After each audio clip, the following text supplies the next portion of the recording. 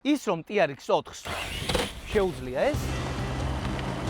ხო არ გადაობ. ეხლა ვნახოთ რამდენი დადის ჩვენი Defender-ი. 45 და 6. წავიდა. ბრავო, მართლა ბრავო ამანქანას. ქვი შენს რამე რა, არ გვეპატიება? ადმიბობღავ. ვაიმე. სოქს ხო შეუძლია თევზებს აკვარიუმში უყუროს საათობით და დატკბეს მაგ სილამაზით. აი მე კიდე ამის სიარულის სილამაზეს შემიძლია უყუროს საათობით და დავტკბე რა ლამაზია ხალხო, შეხედეთ რანაირად არის.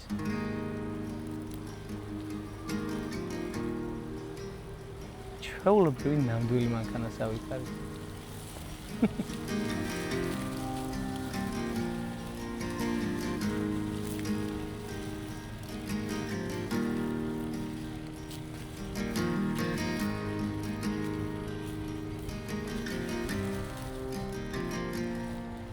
ჩვეულებრივი ანტიდეპრესანტია.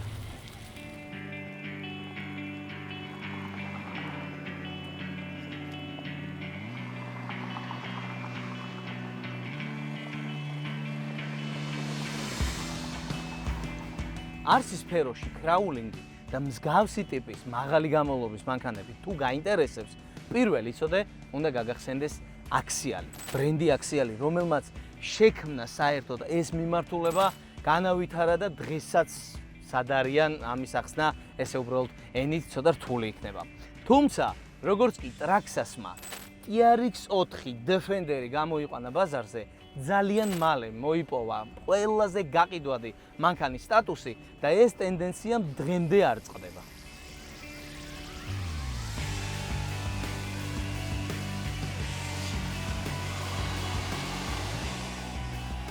ეს მანქანა იმიტომ შეიყვარა ხალხმა, პირველი, ვიზუალი აქვს საოცარი. ანუ რო შეხედავ ნამდვილი მანქანის ანალოგია და მეორე, აი ზუსტად ეს ვიზუალი ისეთი მასალისგან აქვს მიღწეული Traxxas, რომ იგივე ვიზუალს სხვა ბრენდები აღწევენ ხოლმე hardbody-ით. ეს არის Lexan. ეხლა რა სხვაობა არის?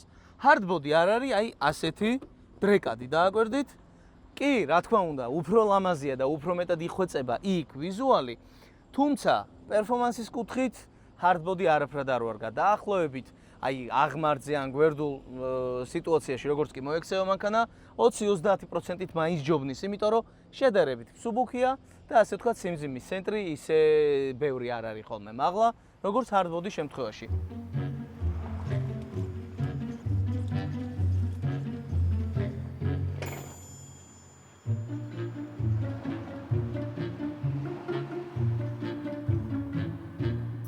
ბარემ აქვე გეტყვით რომ Traxxas-მა TRX 4-ის ბაზაზე სხვადასხვა ვიზუალებიც გამოუშვა, როგორც არის TRX 4 Sport, TRX 4 High Trail, მაგალითად Ford 150 და კიდე ასე შემდეგ. აი ეს კონკრეტული მოდელი კი ბარემ გეტყვით რომ არის პირველი ის პიონერი ვერსია, რომელიც ჯერ აი ესეთ კლიპსებზე იყო. ეხლა სხვათა შორის აი ქვემოდან ესეთი ჩამკეტები აქვს და იმით იკეტება ხოლმე. თუმცა რო იცოდეთ, ამ პირველსა და მეორე ვერსიას შორის სხვაობა მეტი არაფერი არ არის. დანარჩენი ყველაფერი ერთია. თქვენ კი გამოიწერეთ ჩემი არხი, დაალაიქეთ ეს ვიდეო და დავიწყოთ Defender-ის ტესტი. ეხლა კი რაც შეეხება მის ფუნქციონალს, დააკვირდით. აი მოვედით და ნახეთ როგორც კი ჯვარედინზე დადგა, დაიწყო უკანა მარჯვენამ და წინა მარცხენამ ბუქსაობა. ეხლა კი ჩვენ მანქანა შეუძლიათ დისტანციურად ჩართოს ბლოკირებები, წინა ჩავრთე, უკანა ჩავრთე და დააკვირდით ახლა. უკვე ისად იმ ადგილზე ნახეთ აღარ ჩერდება, მიდის შეუულებრივ უპრობლემოდ. აი დააკვირდით, აი ხა რაც შეეხება ამ მომენტს, რომ იქ ვეღარ გაიარა. ეს არის უკვე არა ბლოკირების ან რაიმე სხვა რაღაცის პრობლემა. ეს არის უკვე საბურავების პრობლემა. ის რომ TRX 4-ს შეუძლია ეს, არის ძალიან კარგი. თუმცა ესეთ დიდ დაბრკოლებებზე ეგეთი სისწრაფე არ გამოგვადგება. ამისთვის მეორე სიჩქარიდან ჩამოვიყვანე ეგრეთ წოდებულ რაზდატკაზე და ნახეთ როგორი დაბალი გადაცემა გვაქვს. შეგვიძლია ესე ნელა ვიაროთ და გადავლახოთ ნებისმიერი სირთულე.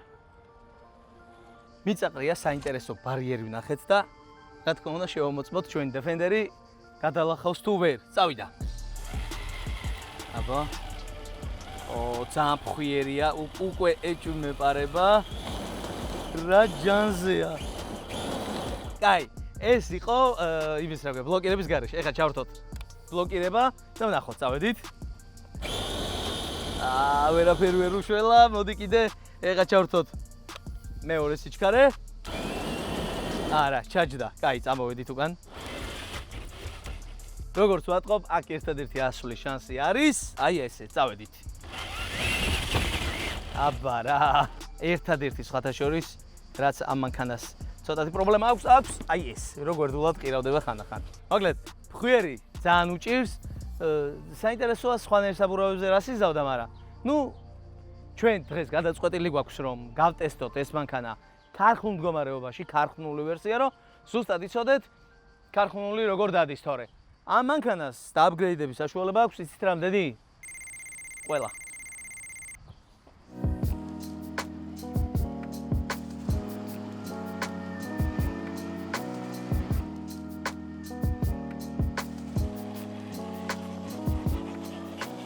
მოდი კიდე ერთი ძალიან სერიოზული ტესტი მოვუძღოთ ჩვენ დეფენდერს.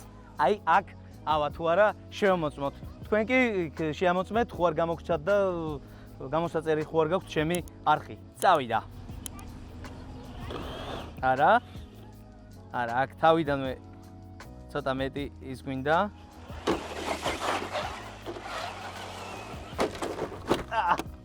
ტესტი მეორე, წეღან ჩემი შეცდომის გამო ვერავიდა, არა სამაგიეროდ ძალიან მარტივად გადალახა ჩვენმა დეფენდერმა.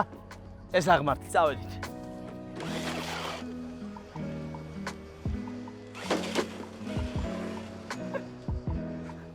ბარიერი არ გააჩნია მანქანას. ზოგადად კრაულერებთან დაკავშირებით სისწრაფე და სიჩქარე არაფერ შუაში არ არის, მაგრამ ადამიანები რო შეხვდებიან და ნახავენ ხოლმე ჩვენს მანქანებს, ყოველთვის იმას მეკითხებიან, რამდენით დადის. ხო და მოდი ეხლა და შევამოწმოთ ჩვენი GPS-ის მეშვეობით, რამდენით დადის. ეხლა ჩავრთოთ აი აქედან recording. всё, წავედით. ეხლა ვნახოთ, რამდენით დადის ჩვენი დეფენდერი. ისე რაღა დაგიმალოთ და მეც მაინტერესებს რამდენი დადის, ოღონდ რაში მაინტერესებს არ ვიცი. კაი, წავედით. აბა, 1, 2, წავიდა. ნუ ეს არის მაქსიმუმი, შემიძლია მოვატრიალო და იქიდანაც ჩავადგათ ბოლომდე.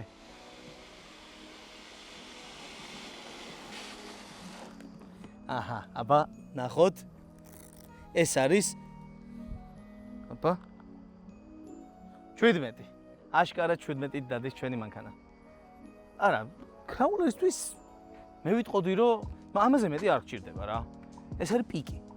ხო და თქვენ ის გჭირდებათ, რომ ჩემი არხი გამოიწეროთ, გააქტიუროთ ზარზი ლაიკი და ლაიკი. ლაიკი არ დაგავწყდეთ. კაი, ესე იგი, ეხლა რა გვინდა? სად მიბობღავ?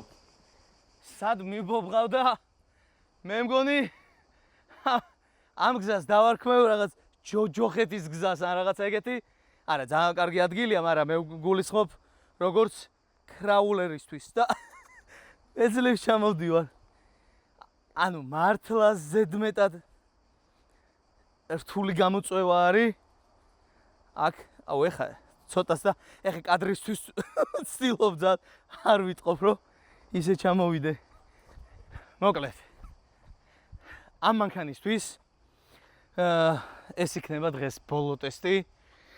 იმიტომ რომ არ მგონია რომ ამაზე მეტი ჩვენს დეფენდერს რამე ევალებოდეს, ან ზოგადად ნებისმიერ, ასე ვთქვათ, ასეთი ტიპის კრაულერს. დავიღალე ასვლა ჩამოსვლაში. კაი, შემზად ხარ? წავედით. წავედით. თუ გაფუჭდები მაპატი. წავედით. მეც რომ ვიყვები. ჯერჯერობი ძალიან მარტივად მიდის. აი ეხა, მაგრამ აი ნახავთ. ოპა, გაჭედვები დაიწყო უკვე. ბლოკირება არ მქონია ჩართული. ჩავრთე. მიდი.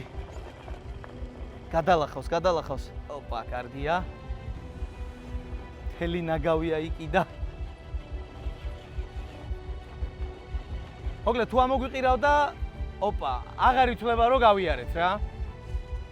კარგია. აი ეს მოუყვები. ბრავო ამანქანას. ბრავო, მართლა ბრავო ამანქანას. სასწაულია. ქარხნული მანქანა ესე დადიოდეს ხალხო. არა, ეს საშინელი ადგილია ხა, ესეც თუ გადალახა, არ ვიცი რა ვთქვა. აქედან შანსი არ არის.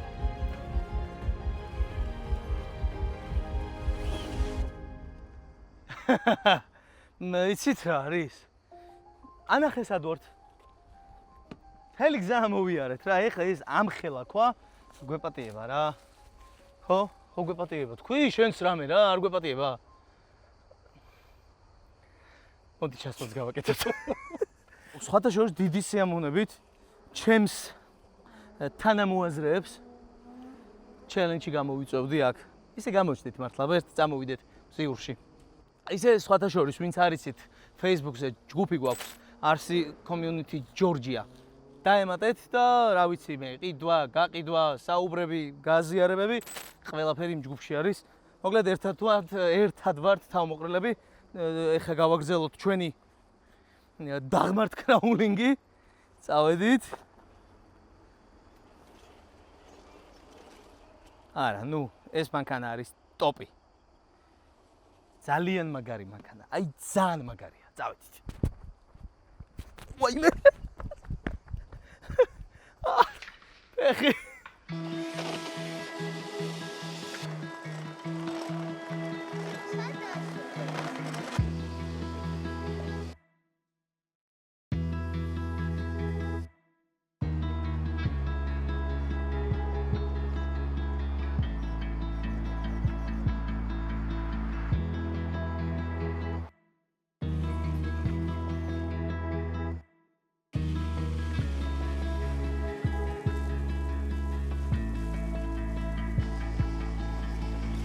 ძალიან საინტერესო ტესტი შემოგვაქვს ჩვენს არსი ამბებში. შევიძინე აი ასეთი სასწორი. მოვაბავთ. აი ამას მოვაბავთ მეორე მხარეს. ჩვენს მანქანას და ნახავთ რამდენად ძლიერია და შევამოწმეთ ამ ყველაფერს კილოგრამებით.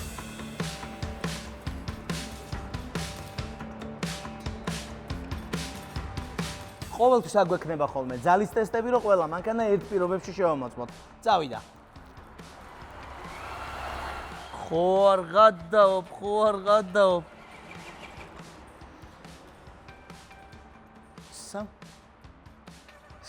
3 კილო და 930 გრამი ხო არ გადაობ. ამჯერა, მოდი კიდე შევამოწმოთ რა.